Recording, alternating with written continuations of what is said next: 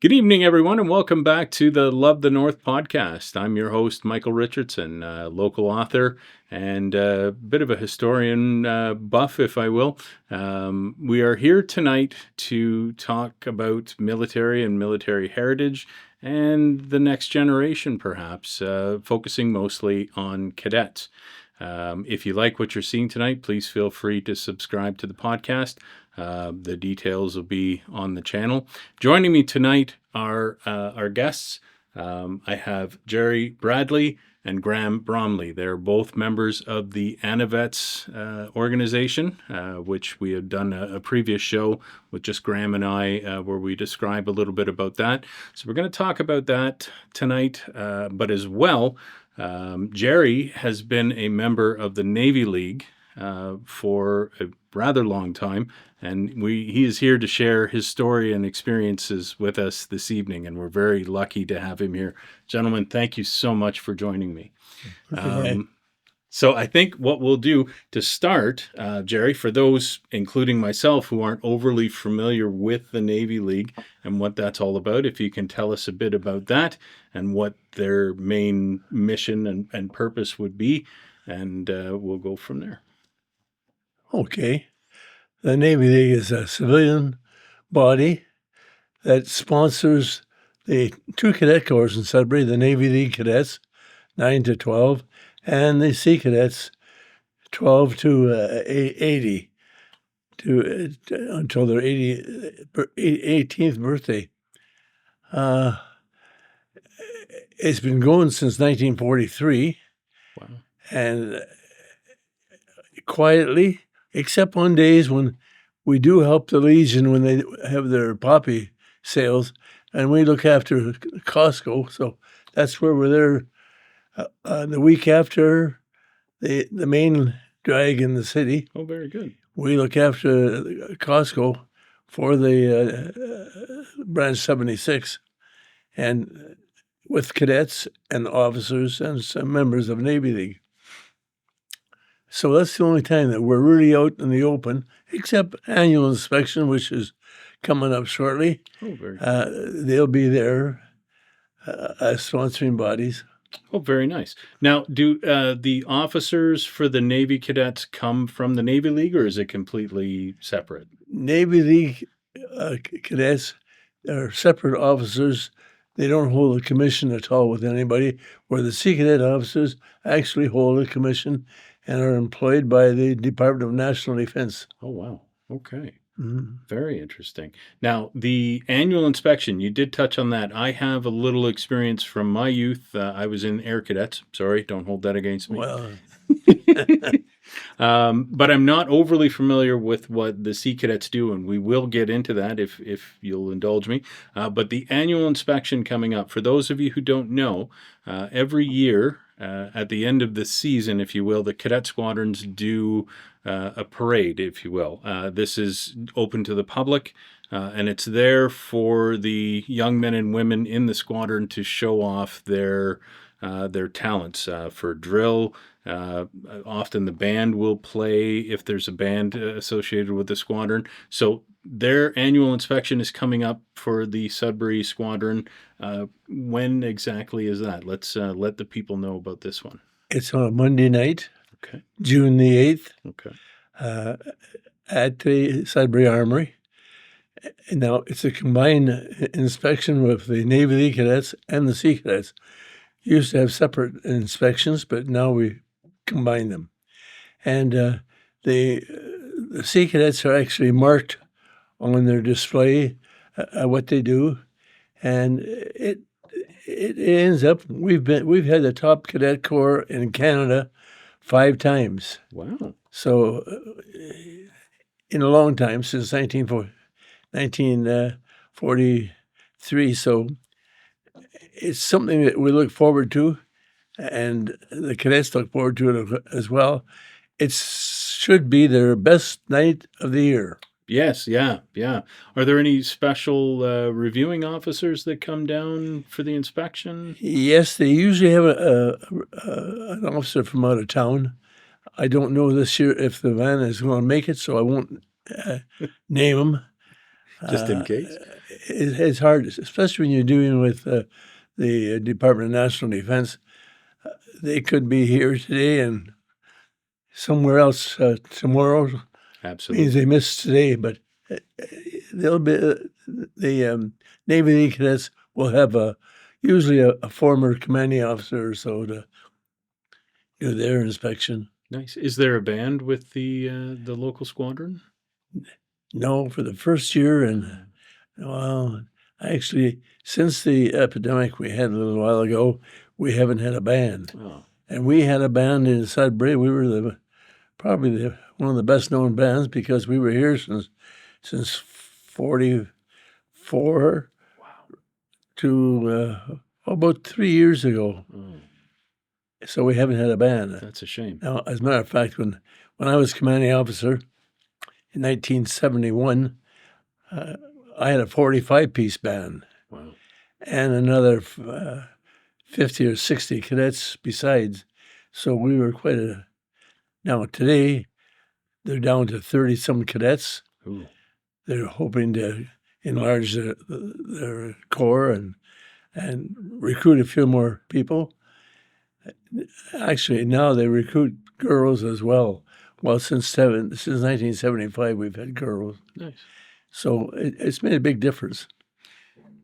If a young person was thinking about joining the cadets, what can they anticipate from that experience? Do they meet more than once a week?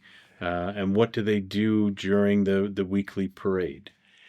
Well, as announced, once or twice a week, in Sudbury, our Sea Cadet Corps operates 3 or 4 times a week. Oh, wow. Usually we have a boathouse here, so the sailing takes place on Saturday and Sunday. Oh, very nice. And you still have cadets on Monday and Tuesday, so they're busy the whole week, really. So on those weekends, is that, well, I'm guessing they don't do sailing in December and January. We are the sailing center for Northern Ontario. Wow. Sault Ste. Marie, Timmins, North Bay, Manitoulin Island, they come here for their sailing. Is that done at Ramsey Lake or Right across from Science North. on that little peninsula, I guess? On that the sticks corner out? is the sailing club, but we're right in there, and we've just spent a fair amount of money, I'd say around $80,000, repairing the boat. The boathouse is 40 years old, so Wow. it needed a new roof, and it needed lots to keep going because we're so busy using the boathouse. Even in the wintertime, we'll have classes in the boathouse because we're having a furnace put in, so it'll be a heated building, Interesting. and we're ready to accommodate cadets during the winter as well. So they can learn sailing techniques, any powerboat Yes, activity? we have a couple of power boats. We use as safety boats when the sailing craft are out. We have a safety boat out with them in case. Now, they're taught how to reroute a boat once it turns over, but in case we had a little more trouble, then we've got a safety boat right Oh, there. very nice. Very nice. And they don't have to pay to be members or anything like that, eh? As members of the Navy League cadets or the Sea Cadets, there's no weekly, monthly, or yearly fee. Now, we sell memberships in the Navy League, and a lot of parents pay $20 a year for a membership. Not required, but gladly accepted. Appreciated, yeah, I'm sure. Now, the Monday and Tuesday evening activities, what do they largely consist of? Well, Monday is the official night when they have to follow their line of training as laid down by the Department of National Defense, and we have to follow that. Tuesday is extras that we're getting ready for, and so the boys and girls are very busy with their cadet life. Sounds like it, yeah. Along comes the summer. If they're home, they can go sailing every week down the boathouse. However, we have a couple of sailing centers where we cadets can go to. Main one now is down near Barrie, and that's the main one for Sea and Army cadets. Okay. And then, of course, we have a training center in near Halifax, and we also have HMCS Quadra, which is stationed out on Vancouver Island. Oh, wow. Okay. And we've had as many as 10 or 15 at either one of those camps every year. Wow. Until COVID. And they cut back on some of the training. Now, HMCS Ontario, it's stationed at Kingston. Okay. At the military college at Kingston. And that's our sailing center. So those who are going to be sailors can get 6 weeks there. And what size ship is that? well, HMCS Ontario, that's it's a base. It's a base. Okay. Bases are also called Her Majesty, His Majesty's Canadian ship. So it's a land-based ship. Gotcha. Okay.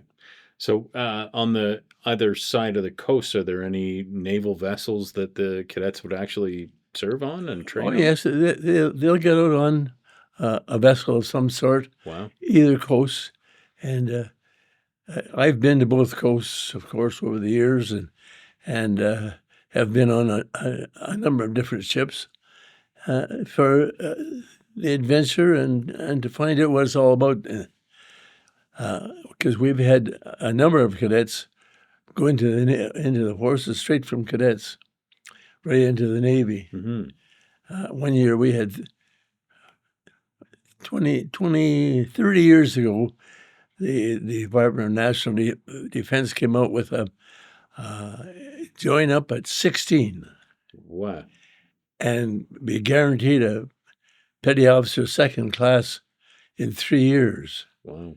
Which means all of a sudden, 19 or early 20s, they're a petty officer second class. They eat in the same mess as the rest of the P2s. Some of them who are 25 and 30 years in the Navy, and it took that long for them to. Wow. So it's quite an experience for them. And as a matter of fact, he just passed away out in British Columbia. He retired. He went in, served his 20 years, retired, and ended up living in the west coast of the Vancouver Island. And he used to come home to Sudbury every couple of years, and he did a couple of years ago when his mother passed away. So, but he passed away just last year. Excuse me. He was a long-time cadet who deserved what he got and got what he deserved. Well, that's good. That's good. Sounds like a hell of an experience. So fantastic. A kid in his teens can serve aboard a ship, at least get that experience, get his feet in the water, if you will. Well, we used to, when I was commanding officer, I used to send between 2 and 4 cadets every winter on the winter cruises, 2-month cruise. Oh, my. And they become part of the ship and do their duty, whatever they're assigned to. And it was fantastic. And now they still get to see the odd time. I think the last one was one going up north with the icebreakers, and maybe a week or 2 on board. Quite an experience. I was going to say, even that would be a heck of an experience. Absolutely. That's fantastic. So you've been serving for so long, I must assume there's been a bit of a change between when you started and where we are today. Do you think it's been changes for the better by any chance, dare I ask? it probably is a change for the better, but I joined in 1946. Wow. The war was just over. There was 100 and some cadets. You didn't just walk in; you had to apply and wait for it to be called up, and they used to bring in 20 cadets at a time. Every couple of weeks, bring 20 cadets in, and you were graduating 20 cadets every so long as well. So it was quite the thing. And today it's a lot different. They come in for, they know they're in for once a week, which turns out to be 3 or 4 times a week. But even the parents don't mind that at all because they're good at driving them. And with our boathouse at Ramsey, we've had a boathouse on Ramsey for 60 years. We were across the bay where Science North is right now. That was our first boathouse. Okay. So when they were going to take over that area for Science North, they said, well, we can't just boot them out. So they'll move the boathouse across the bay, put a 200 amp electrical service on, and really made a job of it. But that was 40 years ago. So without heat in the building, and with some of the snowfalls we've had, like this year, the roof eventually needed to be better than repaired, replaced. And this year was a big deal. In 2025, right through till now, they're still working on it. They'll be putting a new furnace in, so we'll be warm in the wintertime too. Now, the funding for that, was that raised by the public? Was it money from the Department of National Defense, or was it a combination of the two? Well, the Department of National Defense, actually, they supply the boats, and they supply, of course, the training, the officers. But the boathouse itself belongs to the Navy League. We had to build that boathouse until Science North moved it across and improved it for us 40 years ago. And there's a lot of expense in running a building, as people know. Mm-hmm. So this past year, they had a drive, and they raised over $80,000 and put a new roof on and new insides, and they've done a lot, and they're still doing some more. Wow. When is that an annual drive that they do this for fundraising? No, we used to have an annual drive called the Navy League Tag Day, right? And that would bring in $4,000 or $5,000. That was operating expenses back then. Right. Operating expenses now are a little different. In the boathouse, we pay for water and hydro and sewage. We have to take our sewage away, so there's an ongoing expense there that the Navy League itself has to come up with money for. Oh, okay. So do you do a set fundraising event, or is it just throughout the year you're always available to accept donations? Well, in the last number of years, we haven't had any real fundraising events other than maybe a tag day every second year or so. Wow. Where you raised $4,000 or $5,000, which certainly wasn't enough. No. And our membership fee in the Navy League is $20 a year. It'd be nice if you had 1,000 members. Right. It makes a big difference. Yes. But we don't have 1,000 members. We have almost 200 members. Still, so at $20 each, there's another $4,000 that comes in there. But we accept donations of any kind from anybody. Absolutely, I would say so. Yeah. Well, we'll need to think of a way that we can perhaps support that effort and try and drive some more attention your way for sure. Do you have a particular favorite funny story from all your time in the service? I've been told every soldier has a funny story, so not to put you on the spot. Our top story is in 1975, we had Admiral Mountbatten himself come to Sudbury. Wow. I thought we'd won the national award 5 times, and the national award used to arrive at the air base here. We used to have at the radar station in a wooden box, and the commanding officer of the Air Force Station would come in and make the presentation to the Corps and put it back in the box afterwards. And we held on to it for a year, didn't do much with it because we didn't have a good place to display it. And so that was probably the highlight of our whole career. I can imagine. Having the Admiral himself, when in fact, I asked, it was in September, and I asked the president of Ontario Division, what are the chances of us getting the Admiral himself? I'll let you know in a couple of days. He got on the phone the next day and phoned and spoke to the Admiral. He said, "Are you coming to North America this year?" "Yes, I'm going over in October." "Oh, could you come to Sudbury to make this presentation?" "Well, I'm going to have dinner with 86 admirals in Washington on the 15th, but I'm available on the 16th of October. "Okay, then he'll come to Sudbury." Well, this was 10th or 15th of September. We had a month to get ready, and we did. And we had about a 35-piece band meet him at the. He flew into Sudbury. Right. The military police drove him to the air base, and they had nice facilities there and everything. And it turned out fantastic. It threw